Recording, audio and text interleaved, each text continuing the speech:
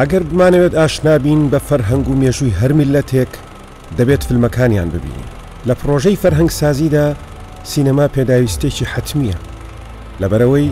فیلم و سینەما تەنها ڕووداوەکان پیشان نادەن و نایانگێڕنەوە، بەڵکو کاری سینەما گەڕانە بەدوای ئەو پرسیارانەی پەیوەستن بە شوناس و ڕابردوو داهاتووی هەر میلەتێکە.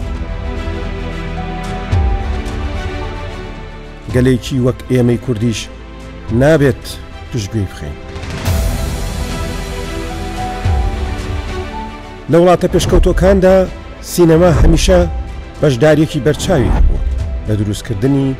تاچی تەندروست و خاوەن ئیرادەی نەتەوەیی و کۆمەڵگەیەکی هۆشیار.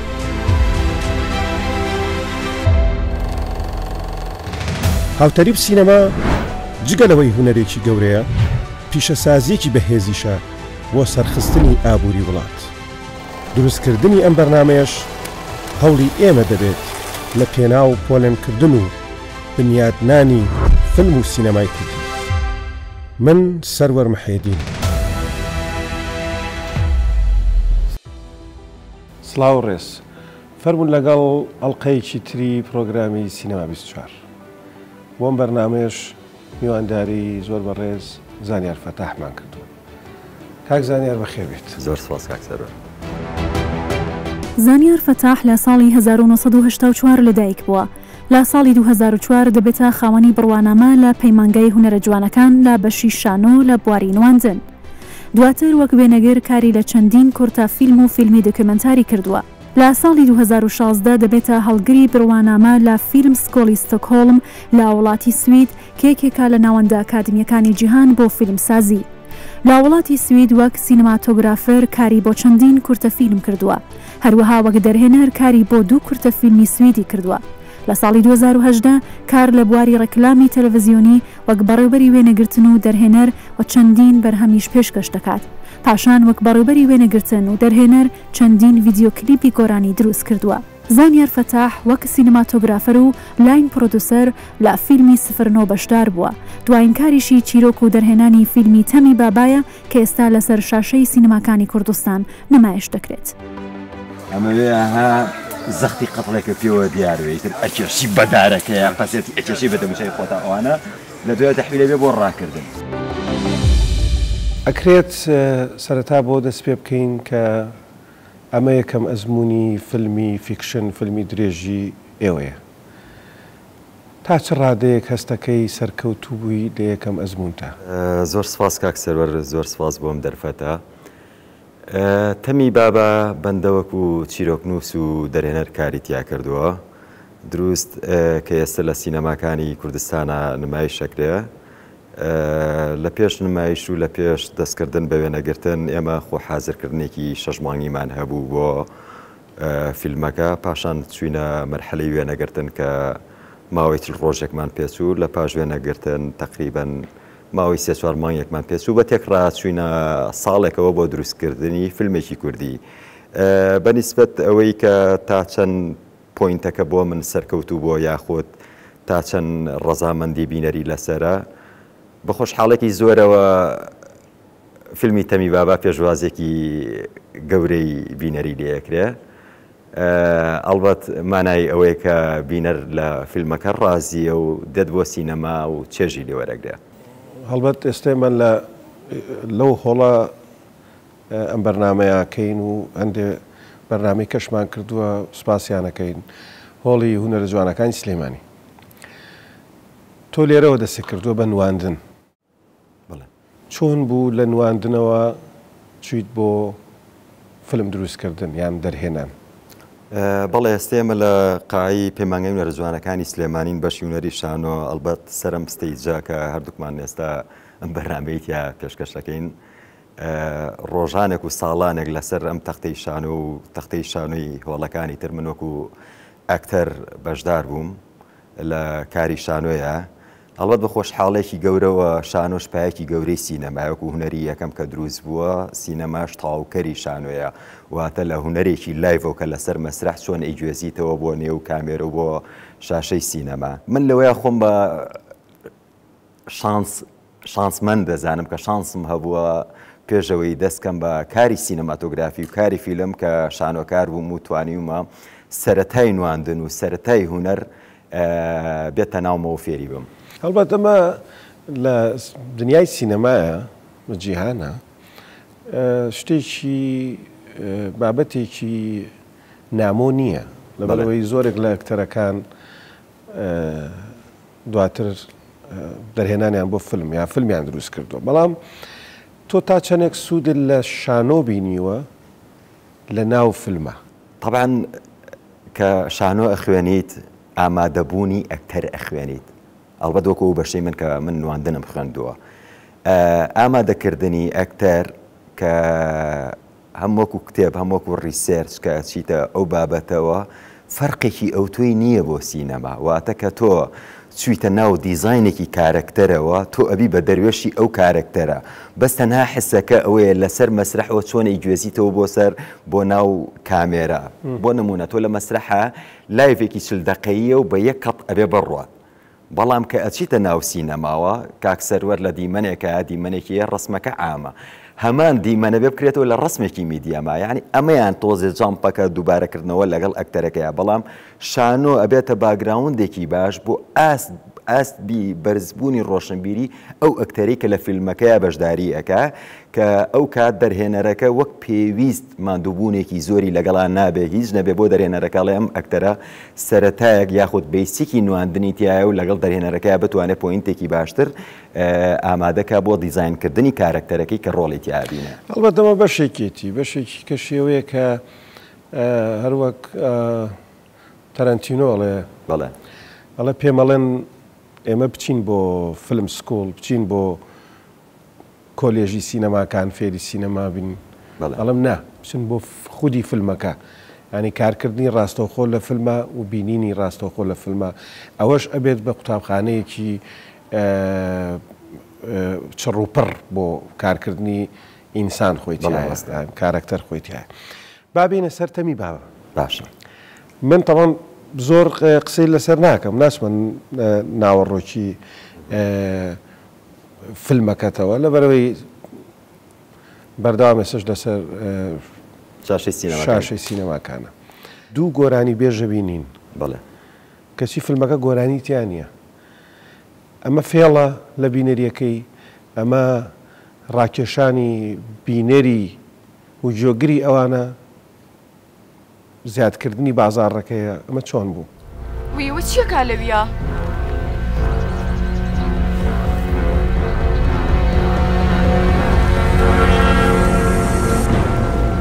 هۆگر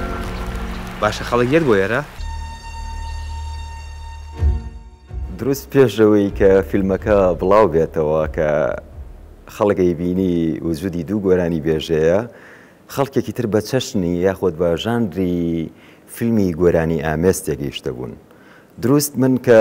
وجودی دوو گۆرانی بێژ کە هەیە لە فیلمی تەمی بابایە لە باگراوندیانە کە هەردووچیان ئەکتەرن بە تایبەت کاگەردی دەرچووی پەیمانگای هونەرە جوانەکانەوە ئەزمموی زۆر بۆکو نواندن هەم وەکو وێنەگریش کە نزیکە لە نواندنەوە، بە هەمان شێوەش گۆرانی بێژەکەی تر کە کاگ هەڵوێستا ئێمە لە وڵاتێکین لە ماوەی 10 ساڵی ڕابردووە 5 فیلم دروستکراوە، ئەو بەتەڵ بووە لە فیلمێک کە 3 ساڵ لەمەوە پێش دروستکراوە، واتە ئەویش ینی حسێکی باشیە بۆ نواندن و حەزێکی زۆر گەورەی تیا هەیە و خۆی پەروەردە ئەکات بۆ ئەوەی کە ببێ بە ئەکتەر لە فیلمە. من لە هەردوو ڕۆکە ئیسفادەم لێ کرد بەڕاستی. یەکەمین وەکو مەسەلەی گۆرانی بێژ چونکە ئێمە کاک سەروەر قاعەکانمان زۆر بێبینەرە، ئێمە فیلمەکانمان بە بێبینەرە ڕوا، فیلمیش بۆ بینەر دروست کراوە. ئەگەر من بمێ فیلم دروستکەم و بۆ بینەر نەبێ بەڕاستی با لە وتارێکە لە فەیسبووکە کۆیکەمەوە یاخود چمە قاعەیەکی وەکو ماحەدی فنون جەمیلە کۆمەڵە دۆست و برادەری خۆم کۆکەمەوە وەکو سیمینارە قسەکانی خۆم کەم و پێویست بە ڕسم ناکات و پێویست بەوە ناکات تیموەڕکێکە بچنە پشت فیلمەکەوە. من پێویستیم بەوە هەبوو کە فیلم دروستکەم هیچ نەبێ مەرحەلەی یەکەم ئێمە بتوانین بینەر ئاشکەینەوە بە قاعە، کلتوری فیلم بینین دروستکەین. ئەوە تا تۆ لە بەرنامەکەی خۆتا کە ئێمە متابعی بەرنامەکەی بەڕێزەیەکەین، ئینفۆی سەرەتای بەرنامەکەت بە چەند جوملەیەکی جوان داخڵە بێت. یەکێک لە جوملەکان ئەوترێ سینەما لە وڵاتانە پێداویستێکی حتمیە. ئەگەر بمانەوێت ئاشنابین بە فەرهەنگ و مێژووی هەر میللەتێک دەبێت فیلمەکانیان ببینین. لە پرۆژەی فەرهەنگ سازیدا سینەما پێداویستێکی حتمیە لەبەرەوەی فیلم و سینەما تەنها ڕووداوەکان پیشان نادەن و نایەنجێڕنەوە کە لای ئێمە پێداویستی حتمی نییە چۆن هەنگاو بنین بۆم پێداویستیە حتمیە دروست بە خۆشحاڵیەوە لە فیلمی پەیکەری دڵ پاشان فیلمی سفرنۆ ئێسش بە خۆشحاڵیەوە فیلمی تەمی بابا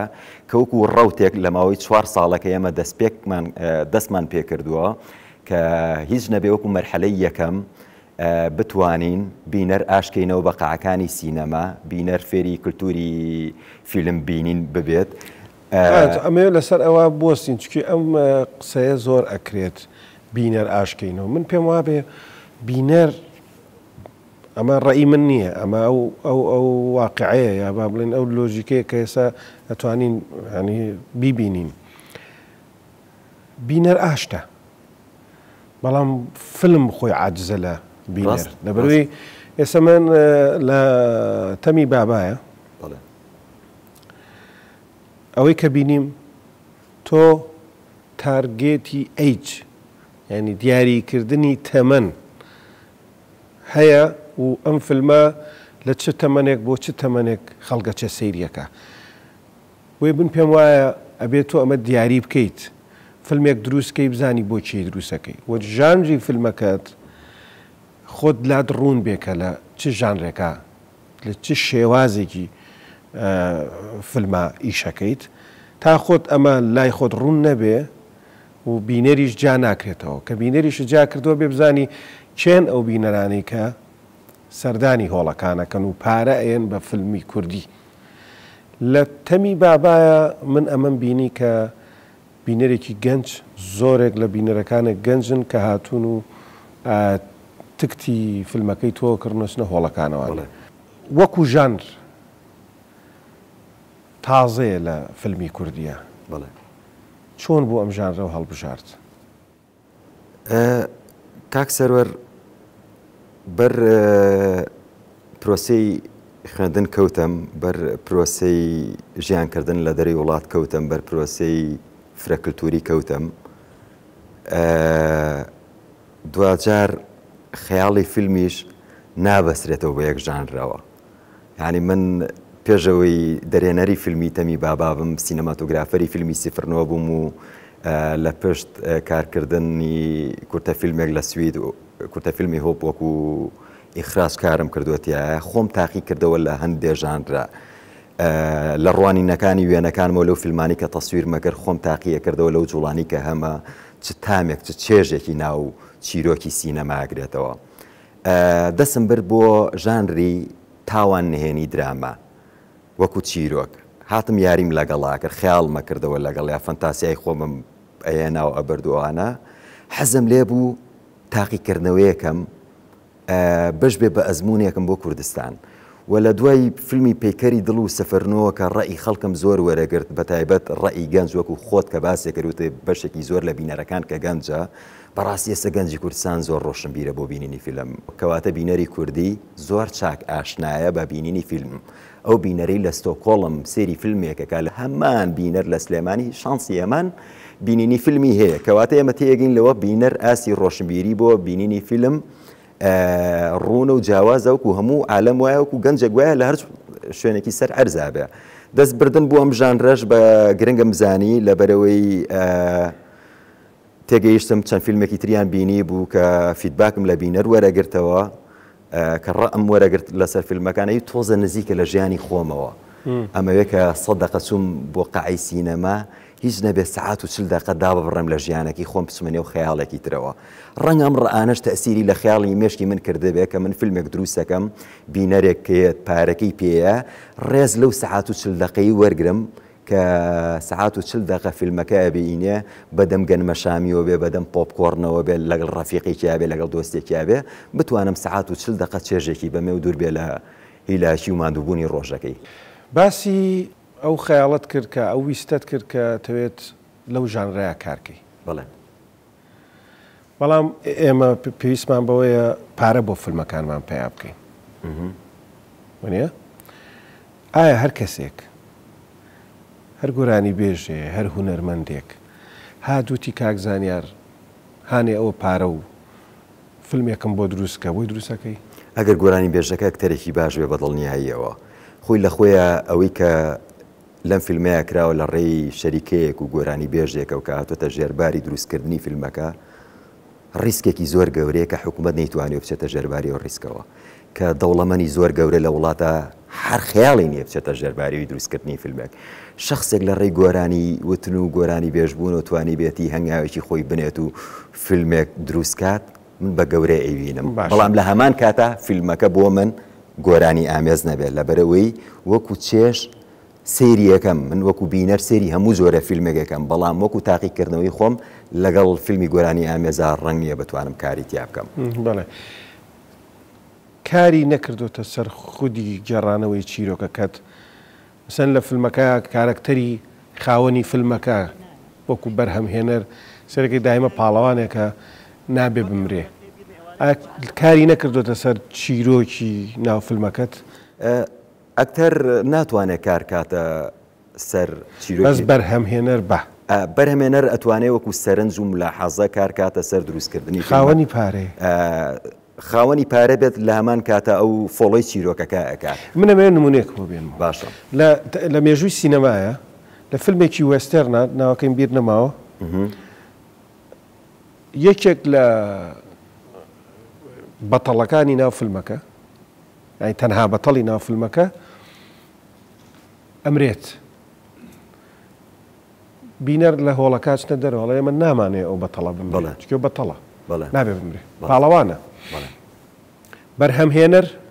جۆ لە بینەرەگرێ فیلمەکە بە ئەو دیمەنە بە دەرهێنەر دووبارە کاتەوە لەویا پاڵەوان برینارە بێت لەبەرەوەی خەڵک پێی خۆش نییە لەم فیلمەی توایە من گەڕامەوە بۆ ئەو سەردەمەکە بەرهەمهێنەر پێی خۆش نییە بمرێ نەک بینەر ئەمە کاریگەری بەرهەمهێنەرەکەیە خاوەنی پارەکەیە خۆی یا چیرۆکەکە ئەبۆ ئاراستەیان ڕۆشتووە خۆی چیرۆکەکە لە وەڵی دروستبوونیەوە تا کۆتاییوە تاکە پەخشکراوە لە سینەما وای خواستووە کە دیزایانی ئەو کارکتەرە وابێ وەکو تەسیراتی ئەکتەر لە چیرۆکی فیلم دوجار کە ئەکتەریەت عقدەکات لەگەڵ شەریکەیەک ئەگەر خۆشی خاوەنی فیلمەکە بێت عقدەکە لەگەڵ کارکتەرەکەیە کە دوای دیزایانی کارکتەرەکەی خۆی بکەوێت دروست کە ئەو کارکتەرە لە ئەلفەوە تایایی دیزایانی بەو شێوەیە بۆ لە چیرۆکەکەیە وەکو مەسلەی مان و نەمانەکەی تۆزە منەگەر ڕوونکردنەوەیەک بەم ڕەنگە پەیوەندی بە سپۆیلی فیلمەکەەوە بێ حەزم کرد یەک شتیش بڵێم سەروەر ئێستا کە پرسیارێکرد خەیاڵم ڕۆشتە سەر شتێک تۆزێن بەرنامەی خۆشە بۆ منەزانی هۆکاری خۆشەکە ئەوەیە کە پرسیارمەکردوە خاڵ ڕۆشت بوو لەو لەحزای بەڵێ خەیاڵم ڕۆشتە بوو بەس مێشکی من باشە لامان کاتە دوو لاین ئیشەکەم ئەتوانم گوێ بکرمم ئەشتوانم خەیاڵیش بکەمەوە ئەوە شتێکی زۆر باشە کە موعجیبی و نقطەی خۆمم ئەم بەرنامەی خۆشە پێشکەشکارەکە هاوپیشەمە بەر ئەزمون یەکتری کەوتوین کە جەنابە وەکو دارەکتەری دۆکمنتار چ لە ناوخۆی وڵات و چ لە دەری وڵات بە یەکۆ کارمان کردووە بۆ ئەم پرسیارانەیەکەی تۆزە خۆشە ینی هەر هەستی تیمۆرکی فیلمێکمە یانی ئێستا حالێن کە لەم بەرنامەیەم هەستەکەم خۆم بۆ فیلمێکی تر حازرەکەم چێژێکی خۆشە باسیەوەت کرد بیستومە لەبەرەوەی کە خۆشە وتێ ئێمە هاوڕین بیستومە خەریکی پرۆژەیەکی تازەیت ئەویان چییە تۆزێکمان بۆ باسکە ینی طبعاً ئەم پرۆژە تازەیە خەونی چەند ساڵێک بەر لێ ئێستا ینی من لە 2007ەوە خەریکم پێوەوە بەڵام پێویستی بە هەنگاو هەبووە لەبەروی پرۆژەکە پرۆژێکی محەلی نیە لە مێشکمە پرۆژەیەکی ئەنتەرناشناڵە واتە بە سێ زمان بە زمانی کوردی و عەرەبی و ئینگلیزی پێچێ زمانی وڵاتێکی تریشی تیابێ لە ڕێی کارکتەرێکەوە ئەمە هەنگاوی ساڵی 2007 بووە کە لە ئێستا کەوتوەتە ئەو هەنگاوی کە بتوانم بۆ ساڵی ئایندا خۆ حازرکردن و هێنانی فەند بۆی و بتوانین و فیلمە دروستکەین هەمی دروستکردنی و فیلمەژەوەی بەڕاستی کاکسەرەوە من کە فیلم دروستەکەم بۆ بینەری دروستەکەم و لە ئێستا حەزەکەم بەدەر لە بینەری کوردی بینەر جمهوری وڵاتی عەرەبی مەبێت جمهوری وڵاتانە مەبێت کە لە زمانی ئینگلیزی قساکەن یاخود لە زمانی ئینگلیزی تێگەن وە تەمۆحی هەموو سینەماکارێکە لەسەر ئەرزە ئەم پرۆژە تازەیەش هەرهی هونەرمەندێکە گۆرانی بێژەکە ئەم پرۆژە تازەیە پێم وابێ تەنها بە فەندی کوردی ناکرێت لەبەرەوەی بودجەی پرۆژە تازەکە تۆزێ قەبەیە بۆیە من دەستم بۆ دوو وڵاتی تریش بردووە لە تەمی بابایە بەڵێ چەند کادری کوردی چەند گەنجی کوردی چەند پیشەگەری سینەما لە کوردستان سوودمەندبوون یعنی کاریان کردو چی ئەمە زۆر گرنگە بۆ فیلم ئیندستری بۆ پیشەسازی فیلم چی تۆ ئەو خەڵکانی کە یەن لە ناو پرۆژەیەکی ئاوایە کارەکان بەردەوامی ئەیەن بە بازاڕەکە بەڵێ بەدڵنیاییەوە ئەڵبەت هەر لەو شوقەیە کە بووە بە ئۆفیسمان و فیلمەکەمان و کۆبوونەوەکەمان تیا کردووە لەو شوقەیە و خاوەنی ئەو شوقەی و ئیسفادی کردووە تا پردوسیۆر ئەگەر وەکو عەدەد بیڵێم نزیکەی 80 کادرێکی کوردی لە فیلمی تەمی بابایە بەشدار بووە لە کاتێکە ئەمەگەر بەراوردێکی بە کارگەیەکی ترکە هەیە هەر ئاواهی ینی نزیکەی 80 کرێکار با ناوی بنین کرێکار لە شۆفێرەوە بۆ پردوسیۆر سوودمەند بووە لە دروستکردنی فیلمێکە هەم وەکو ئەزمون هەم وەکو پاداشت باشە فیلمەکە پارەی تایەسە پارەی باش پیا کردەوە لەبەر ئێمە زۆر شخصیشەوە جارە لە هەفتەی سێمان ئێمە فیلمەکەمان 2 مانگ لە کوردستانە بەردەوامە بێ پاشانە چێتە سینەمای بەغا و سینەمای قاهیرە ئەلبەت بە سەبتایتڵی عەرەبیەوە پاشان بۆ ئەوروپا لە ئێستایان نەخێر نەچوونێتە مایە دەرهێنانەوەی فیلمەکە چکەوەی فیلمی تەمی بابای دیبێ زانێت کە بودجەکەی تۆزێ قەڵەوە بودجەکە تۆزە گەورەیە لەبەری لە چەند ناوچەیەکی جیاوازی کوردستان لە ماوەی 40 ڕۆژە تەسویر کراوە کە وەکو شەرق و غەرب بووە لە تۆنی بابا لە گەرمیان لەولاوە هەورامان شارباژێر و مێرگەپان کە هەموو کاتەکە مانەوەمان بووە لە شوێنەکەواتە نەگەڕاونێتەوە ماڵێ بودجەکە هێشتا نەگەیشتونەتەوە پوینتێ بەڵام دڵنیام لایەندێکی نزیکە بەڵێ مای دەرێنینەوە گەر نەشینە قازانجەوە گرنگەوەیە مایە دەربێنینەوە بتوانین نەترسینەوەی فیلمێکی تر دروست باش باسی شوێنە کرد و باسی شوێن و ناویشە کرد بڵێ تەمی بابا بۆ تونی بابا نییە زۆرێک لە خەڵک ئەڵێ ئەمە تونی بابایە تەمی بابایە چکی تونی بابا خۆی وەکو شوێن هەیە بەڵام تەمی بابا چییە؟ ئەم پرسیارە لە کاتی بڵاوبوونەوەکی ترایلەرەکەی زۆر نامم بوات و لە زۆر پیجەکانە ئەوەکرا بۆ تەمی بابا بۆ تۆنی بابانیە بە خۆشحاڵیەوە کە بینەرە ئاشنای بینینی فیلمەکە و تێگەیشت لەوەی کە ناڕوونی تەڵخی سەرا تاپای چیرۆکەکەی گرتووە سەرا تاپای دیزایانی کارکتەرەکەی گرتووە لەوە بینەر تێگەیشت کە بۆچی ناوی تەمی بابایە بە مانای ناڕوونی لێڵی لە چیرۆکەکەی دێ باشە بەس هەر ناوەکە خۆی تەمی بابا بەڵێ کەچی ناو فیلمەکە خۆی تەمێکی تیانە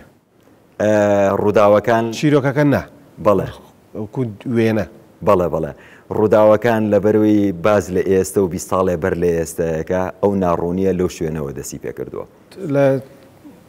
تەمی بابایە دایالۆگ هەستی پێیەکەی کە کۆمەڵی خەڵکەن شانۆیان کردووە کاریان لە شانۆیان کردووە لە هەندێک شوێنە دایالۆگ زۆرە دیمەنەکان ڕێکەزام چییە بەڵام وەکووتمان باسی ناکەین و بینەرەکان خۆیان بچن بیبینن بۆ ئەم درێژیە لە قسەکردن هەیە لە چەندی منێکتا کاریگەری شانۆیە دروست بە شێوەیە کاریگەری شانۆ لە سەرمەیە بە شێوەیە کاریگەری ژانری دراماکە ڕەنگە زیاتر تەسیراتی لە دیالۆکی کارەکە کردە بێت هەم وەکو دەرکەوتنی کارکتەرەکان وەکو سادەیی وەکو واقعی کە لە ژیانە هەیە کاک سەرۆر من ئێستا فیلمەکە کە لە سینەمای بینمەوە ڕاستە 3 مانگ لە مۆنتاژە دانیشتومە و ڕۆژێ لەسەر شاشە بینیم و خەریکی بووم بەس ئێستا فیلمەکە لە شاشەی گەورەیە بینمەوە نزیکی دەجارێکەوە دانیشتم لە قاعەیە زۆر شتی تر هاتوۆتە مێشکمەوە یعنی تر ئێستا فیلمەکە سووەتە پەخشەوە ئەگەر جارێکی تر بێت من دەستکاریکەمەوە بە دڵنیایی و هەندێک دیالۆکەیە لە ئێستا ڕەنگە حەزم لی نەبێ هەندێک دیمەن هەیە ڕەنگە بمەوێ کورتی کەم یاخود درێژتری کەمەوە هەندێک قەزێش هەیە ڕەنگە بمەوێ زیاتر جوان